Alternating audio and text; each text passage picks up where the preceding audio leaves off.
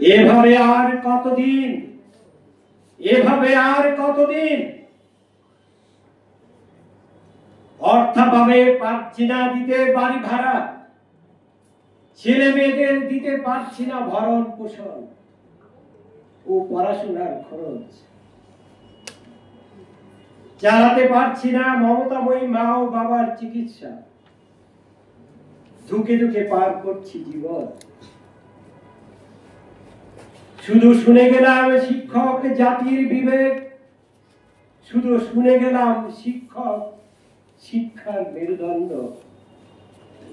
সেই ভাঙা মেরুদণ্ড নিয়ে সোজা হয়ে আর দাঁড়াতে পারলাম না। সেই ভাঙা মেরুদণ্ড নিয়ে হাড় ভাঙা পরিশ্রম করে তৈরি করে যাচ্ছি প্রজন্ম থেকে প্রজন্ম, প্রজন্ম থেকে প্রজন্মে তৈরি হচ্ছে অনেক আলোকিত মানুষ।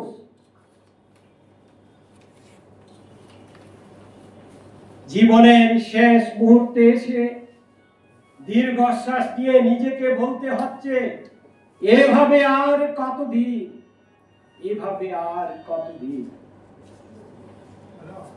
অবসর ও কল্যাণের টাকা সে তো এক বিড়ম্বনার সোনার হরিণ।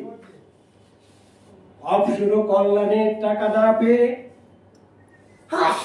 চিকিৎসার অভাবে ধুকে ধুকে মরছে শিক্ষক সমাজ। এভাবে আর কতদিন, এভাবে আর কতদিন, এভাবে আর কতদিন। দেখার কি কেউ নেই। সকলকে অনেক অনেক ধন্যবাদ।